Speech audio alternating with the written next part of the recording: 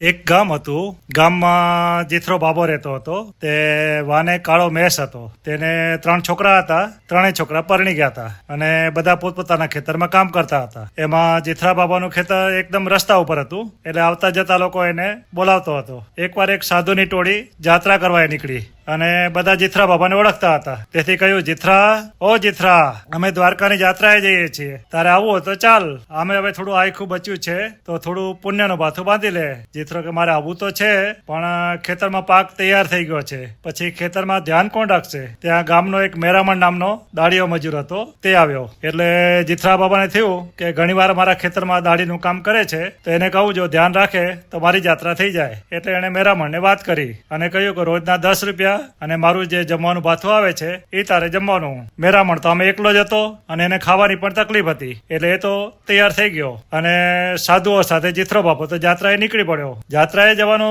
જીથરા બાબાને એટલો બધો ઉત્સાહ હતો ને કે ઘરે વાત કરવાની પણ એ ભૂલી ગયો. આ બાજુ મેરામણને ચિલમ પીવાનો શોખ હતો, એટલે રાત્રે ચિલમ પીતા પીતા એને ઝોકું આવી ગયું અને ચિલમમાંથી તણખલું ઉડી ગયું અને ઘાસમાં પડ્યું. આખી ઝૂંપડી ઘાસની હતી, એટલે થોડીક વારમાં તો બળબડ આગ લાગી અને આખી ઝૂંપડી ખાક થઈ ગઈ અને મેરામણ પણ એમાં આખું શરીર છે તે રાખ થઈ ગયું, ઓળખાય પણ એ રીતનું થઈ ગયું. બીજા દિવસે જીથરા બાબાના છોકરાને બહુ ભાથું દેવા આવી ત્યારે આખી ઝૂંપડી બળેલી જોઈ, એટલે એને સમજી ગઈ કે જીથરા બાબા તો આમાં મરી ગયા હશે. દોડતી ઘરે જઈ અને બધાને વાત કરી. બધા આવ્યા, બધા રડ્યા અને જીથરા બાબાની અંતિમ ક્રિયા કરી અને 12માને દિવસે આખા ગામને જમાડ્યું અને બાબાના આત્માને શાંતિ મળે એ માટે બ્રાહ્મણો પાસે વિધિ કરાવી. આ બાજુ 15 દિવસ પૂરા થયા એટલે જીથરા બાબા દ્વારકાની જાત્રા પૂરી કરીને ગામ તરફ આવ્યા. એટલે બહુ ખુશ હતા કે મારી બહુ સરસ જાત્રા થઈ ગઈ. અને સાધુ મહારાજે કીધું, પણ જીથરા, તારી જાત્રા બહુ સારી થઈ ગઈ છે, એટલે ગામમાં સામૈયા બમૈયા કરજો અને ગામ જમણ પણ રાખજો. જીથરો કે સારું.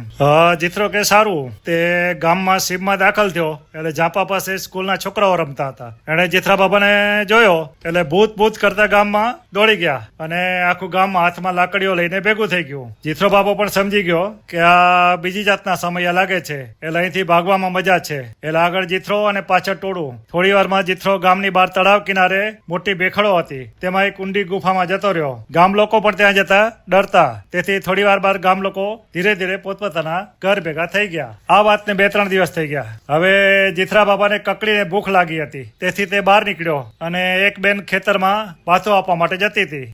જીથરાને જોઈ અને ત્યાં જ ટપકી પડી. જીથરો તો બહુ ભૂખ્યો હતો, એટલે ખાવાનું લઈને ફરી ગુફામાં જતો રહ્યો. આમને આમ 15 દિવસ વીતી ગયા અને 5-6 બાયું ટપકી ગઈ. જીથરાને થયું કે આ મારા વચ્ચેના છોકરાની બહુ છે ને, એ થોડી સમજદાર અને હોશિયાર છે, એટલે તેની વાત કરીશ તો એ સમજી જશે અને બધાને વાત સમજાવી દેશે. એટલે મોં છુપાવી અને ઘરની પાછળથી કૂદી અને ગાયની ગમાણ પાસે છુપાઈ ગયો. એને થયું કે ગાયની ગમાણ સાફ કરવા માટે વચલી બહુ આવે છે, એટલે હું એને વાત કરીશ. થોડી વારમાં વચલાની બહુ ગમાણ સાફ કરવા માટે આવી અને બાબો બોલે, વહુ બેટા. ત્યાં તો બહુ હેપતાઈને ટપકી પડી. થોડી વારમાં ઘરના બધા ભેગા થઈ ગયા, ધોકા અને લાકડી લઈને, અને જીથરો ભાગી ગયો.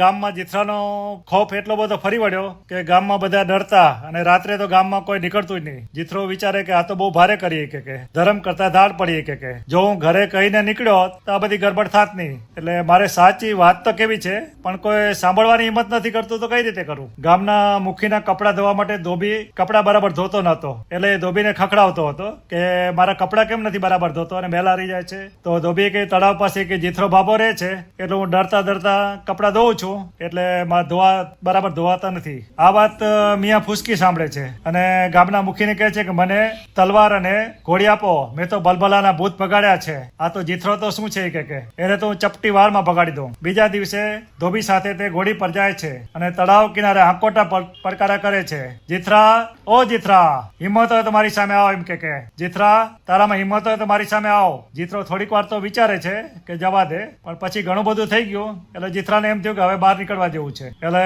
જીથરો ડપ કરતો ને બહાર નીકળ્યો. ત્યાં તો મિયા ફૂસકી ધ્રુજવા લાગ્યો અને ઘોડી લઈને ભાગ્યો. રસ્તામાં એનો પાયજામો પણ ભીનો થઈ જાય છે અને ઘરે આવીને ધ્રુજતા ગોદડું ઓઢીને સુઈ જાય છે. થોડા દિવસો થાય છે.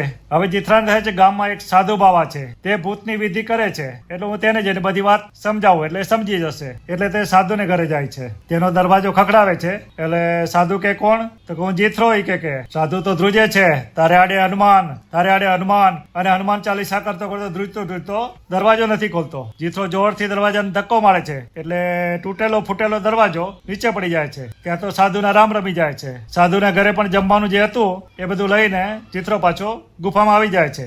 આમ ને આમ સમય વીતતો જાય છે. જીથરાને બહુ પસ્તાવો થાય છે, જો હું કહીને ગયો તો આ બધી રામાયણ થાત નહીં. આ સાધુ બાવાના હિસાબે મારા હાલ થયા છે. એટલે હવે હું જઈને સાધુ મહારાજને જ બધી વાત કરું. એટલે તેમના ગામની બાજુમાં જે બધા સાધુ મહારાજ રહેતા હતા અને વાત બધી કરી કે મારી આવી બધી હાલ થઈ છે, આખી ગેરસમજ થઈ ગઈ છે. સાધુ મહારાજ પણ એની વાત સમજી ગયા. એટલે એમણે એને આશ્વાસન આપ્યો, એને બેસાડ્યો, જમાડ્યો અને એક દિવસ કે તું રોકાઈ જા, કાલે આપણે ગામમાં જશું. એટલે બીજે દિવસે ગાડું મંગાવે છે અને ગોદડીમાં જીથરા બાબાને લપેટે છે અને જીથરાને કહે છે કે અમે જ્યાં સુધી ન કહીએ ત્યાં સુધી તારે નીકળવાનું નહીં. આ રીતે ગામમાં સાધુ મહારાજ આવી અને ગામ લોકોને ભેગા કર્યા અને બધી વાત કરી કે અમારી સાથે જાત્રા કરવા આવ્યો હતો, હકીકતમાં એ ભૂત નથી, પણ આ રીતે આખી ગેરસમજ થઈ ગઈ છે. પછી ગામના લોકો અને જીથરાના બધા ઘરના લોકો પણ વાત બધી સમજી ગઈ. એમનો પણ બહુ પસ્તાવો થયો છે કે આ તો બહુ ખોટું કર્યું અમે એમ કે.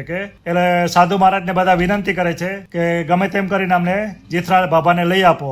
પછી સાધુઓ જીથરાને કોથળામાંથી બહાર કાઢે છે અને એના ગામ લોકો અને છોકરાઓ એમને ભેટી પડે છે. આમ જીવનમાં એક નાની ભૂલ કે ગેરસમજ કેટલું મોટું પરિણામ લાવી શકે છે તે સમજાવતી આ વાર્તા હતી. ધન્યવાદ.